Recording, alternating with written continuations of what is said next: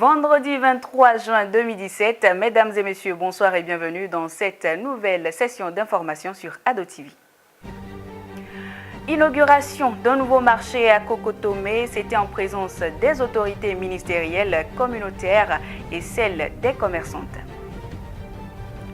Nous parlerons dans ce journal du tournoi JPM qui a connu son épilogue hier au stade de l'Amitié, général Mathieu Kérékou. Puis, hors de nos frontières, en Tunisie, la question de la gestion des ordures est une préoccupation. Une police environnementale a été mise sur pied.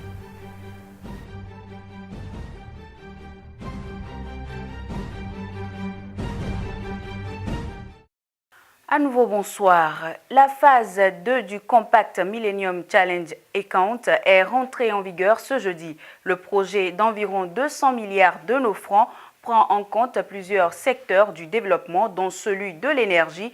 La cérémonie de signature a eu lieu au Palais des Congrès de Cotonou.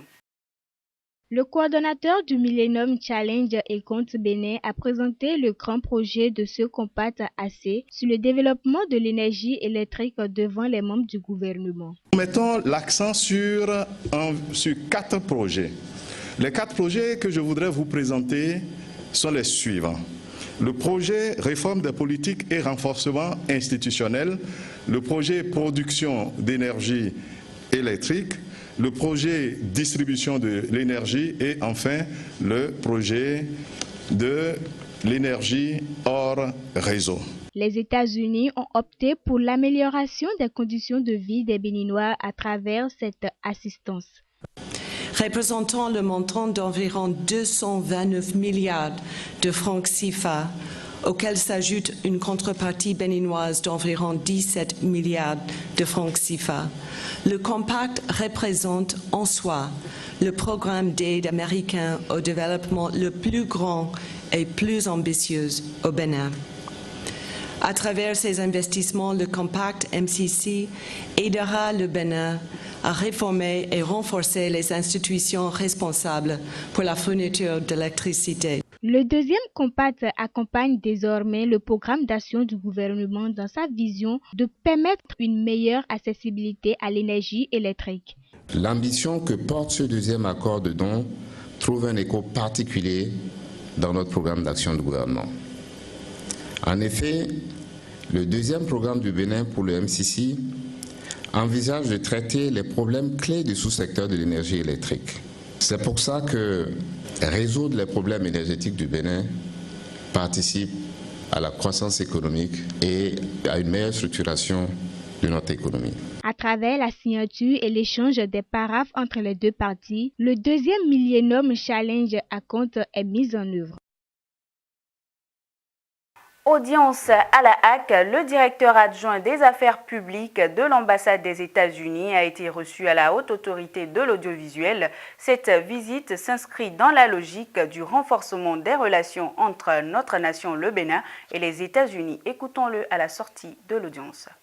On a discuté les aspects où peut-être l'ambassade des États-Unis coopérer avec le HAC, et particulièrement dans les domaines le secteur de l'apprentissage des Anglais et aussi les programmes des échanges entre les États-Unis et le Bénin et aussi la formation.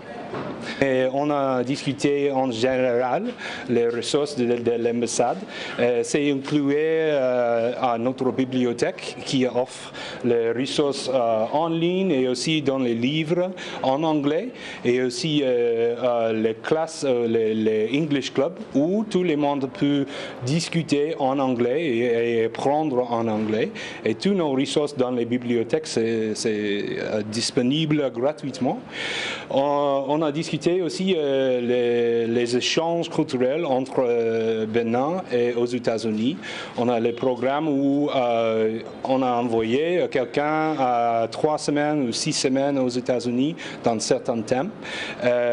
Et aussi on a discuté les opportunités des subventions pour les programmes locaux et aussi les programmes dans tous les pays du Bénin. Merci. Le médiateur de la République, Joseph Yonofou, s'approprie du Code de la pension et de la sécurité sociale. Le cas des agents retraités de l'administration lui tient à cœur. La séance d'appropriation du dit code s'est déroulée à Cotonou. Dès que l'on commence à mettre son énergie au service d'une structure, celle-ci a l'obligation de vous aider immédiatement à préparer aussi votre départ. Préparer les fonctionnaires à une bonne retraite en vue de les aider à avoir leur pension en de bonnes dates. Les collaborateurs du médiateur de la République s'approprient le nouveau code pour une satisfaction totale des agents admis à la retraite. Monsieur le médiateur de la République, votre institution reçoit nombre de réclamations et au titre de ces réclamations figurent en bonne place les préoccupations relatives à tous ceux-là qu'on qualifie de personnes de troisième âge pour avoir fait valoir leur droit à une pension de retraite. Pendant 3 jours, plusieurs modules seront étudiés par les agents de la médiation pour mieux s'éclairer. D'abord, de ma position de chef du service des ressources humaines, ce séminaire renforcera notre capacité d'intervention dans la nécessaire collaboration entre les structures du ministère des Finances et celles du ministère de la Fonction publique. L'attente à l'issue de ce séminaire, c'est de permettre aux participants d'en savoir davantage sur les dispositions du Code des pensions et les dispositions du Code de sécurité sociale. Une lueur d'espoir est donc profilée à l'horizon pour les agents retraités. Les membres du Front du sursaut patriotique sont montés au créneau. Ils ont organisé une marche hier jeudi afin de réclamer une meilleure gouvernance. Cette marche s'est déroulée sous le regard de l'autorité préfectorale. Suivons ce reportage. Constater de visu la mobilisation des forces de l'ordre et leur donner quelques instructions, c'est le but de cette descente du préfet à la place de l'Étoile Rouge. Au moment exact, les militants du Front pour le sursaut patriotique sont en mouvement. La levée actuelle du peuple montre qu'elle veut une seule chose, une gouvernance de patriotisme et de probité. C'est pour cela qu'il faut absolument tout de suite la réunion des États généraux pour asseoir les bases d'une haute gouvernance pour le pays. Une gouvernance où les députés ne votent plus contre de l'argent, parce qu'ils ne seront plus élus sur la base de l'argent et de la fraude.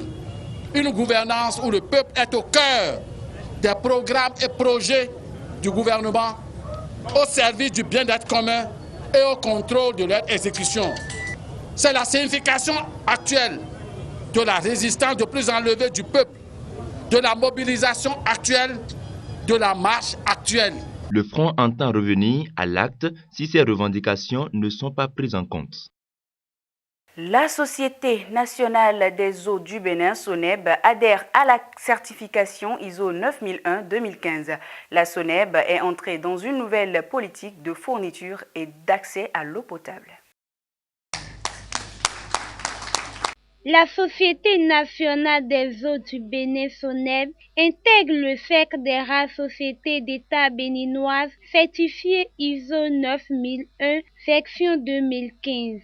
Il n'est pas excessif de constater qu'avec ce certificat, la SONEB fait partie des sociétés précurseuses et innovantes dans le domaine de l'eau.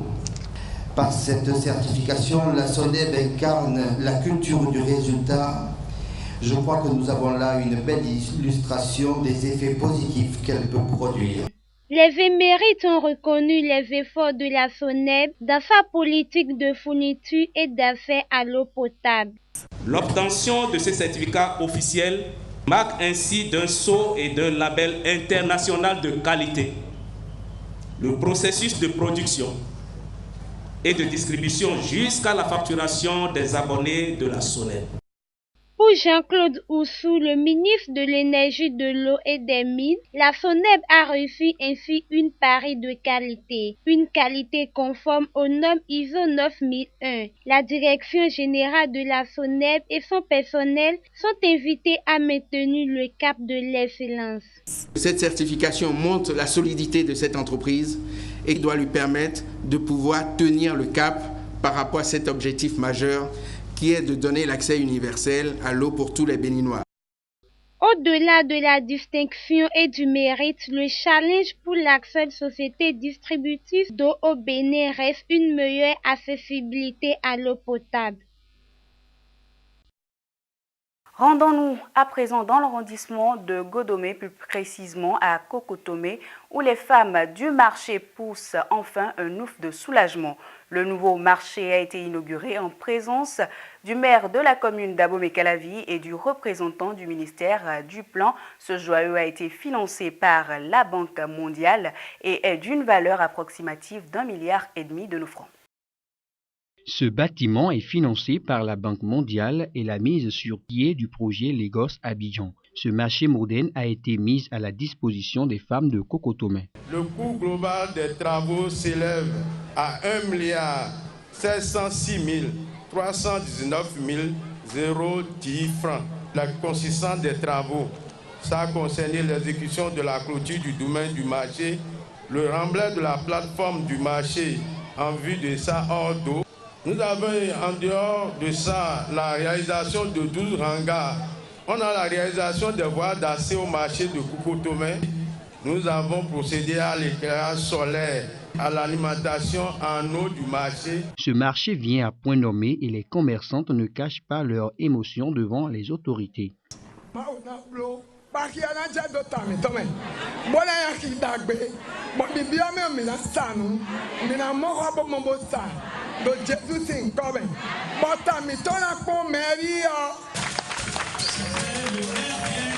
Un des besoins est de se nourrir. Encore faut-il que le lieu où le commerce s'exerce soit un lieu entretenu. C'est ce joyau que nous avons aujourd'hui. Nos mamans ne se lasseront pas de venir au marché parce que non seulement elles pourront faire leur activité, mais également elles gagneront de l'argent. Le marché de Kokotomé devient l'un des marchés les plus grands de la commune d'Abomey-Calavi. La coopération entre l'Union européenne et l'Université d'Abomey-Calavi, notamment la faculté des sciences agronomiques, est au beau fixe. La séance de signature de ce nouvel accord s'est déroulée à l'UAC en présence des différents acteurs impliquant le déroulement de son plan d'élaboration. Après la subvention du programme sur la chaîne des valeurs en 2016, l'Union européenne revient avec un autre projet à l'endroit de la faculté des sciences en agronomie. Mobrid est le nom du nouveau projet. Les études que nous avons faites au Bénin témoignent que la situation nutritionnelle du pays représente l'équivalent d'une perte annuelle de 7,7% du PIB. Donc tout investissement pour résoudre ce problème non seulement a un impact social, mais également un impact économique. 10 espèces végétales sont concernées pour ce projet. L'objectif est de former des jeunes étudiants de l'Université d'Abomey-Calavi qui s'occuperont des défis présents et futurs liés à l'agriculture. À la faculté des sciences agronomiques, nombre de nos équipes de recherche ont travaillé sur divers aspects de la domestication des légumes indigènes. Je souhaite vivement que ce projet très intéressant soit une réussite et soit bénéfique pour nos institutions. Un projet qui cadre avec la vision du gouvernement béninois. Le programme Mobrid est sans aucun doute une grande initiative entièrement soutenue par le gouvernement. Les apprenants qui seront diplômés de ce programme de mobilité deviendront un atout pour le consortium. À la fin de ce programme, nous aurions souhaité que ces jeunes travaillent pour développer des variétés nouvelles. Un montant de plus de 9 millions de francs CFA pour le déroulement du projet. 50% d'hommes et de femmes bénéficieront du dit projet dans 5 pays africains. Le tournoi JPM des moins de 15 ans a connu son épilogue hier au stade de l'Amitié Générale Mathieu Kérékou. Ce tournoi a pour but de créer un cadre d'évaluation pour les staffs des différents centres de formation et de permettre aux jeunes d'exprimer leur amour pour le Curon. 6 équipes regroupées en 2 groupes ont tenu le duel de cette deuxième édition du tournoi. Au terme des rencontres, le CFS l'a emporté sur Arc-en-Ciel sur un score de 1-0. Image et son.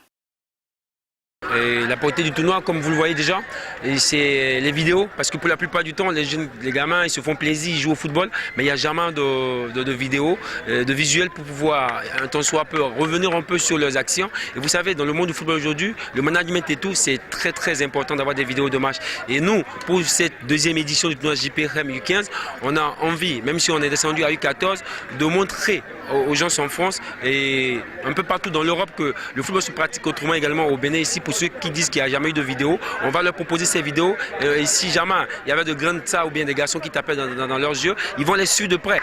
On a joué, on n'a pas démérité, mais c'est que les joueurs à venir, on va faire de notre mieux. On n'a pas démérité. J'ai l'impression que mes camarades, moi, maintenant, on a bien reçu les conseils du coach pour les encourager. Maintenant, je vais remercier le président et les membres organisateurs. Je suis content, je suis vraiment content. Et j'aimerais que ça se passe toujours comme ça.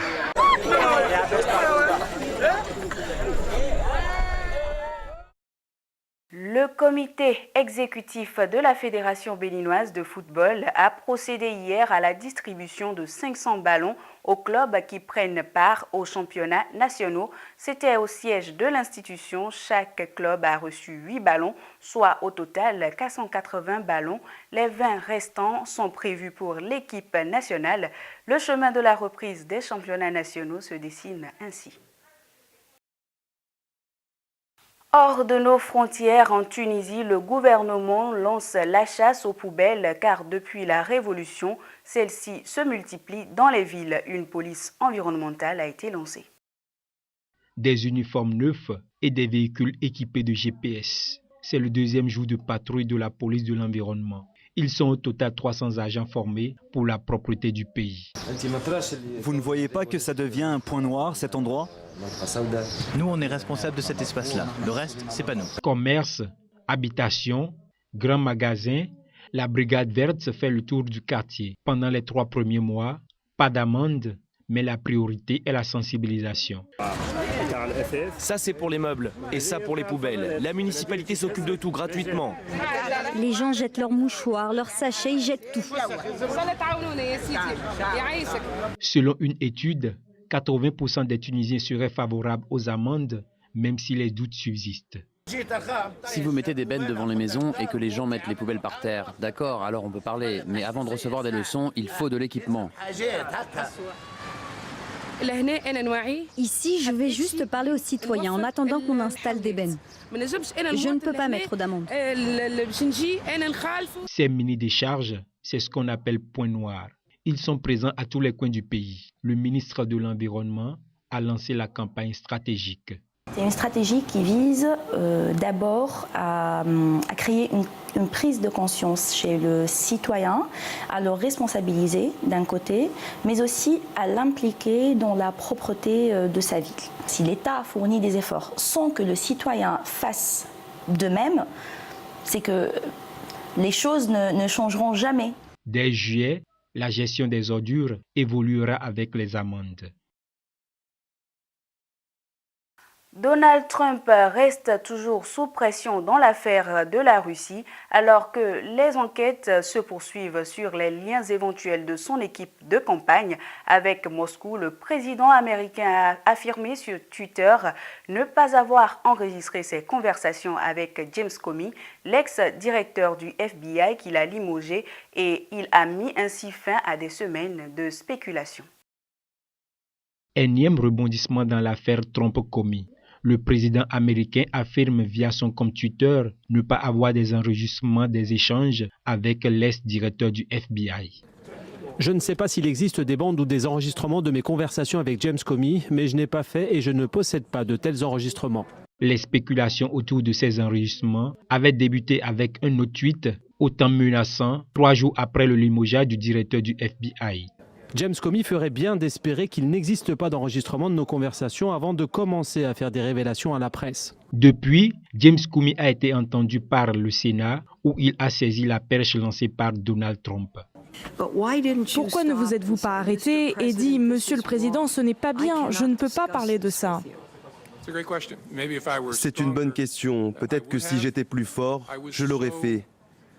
Mais j'étais tellement sonné par la conversation que je n'ai pas pu dire grand-chose parce que mentalement, j'essayais de me rappeler de chacun de ces mots et de réfléchir à ce que ma réponse devait être.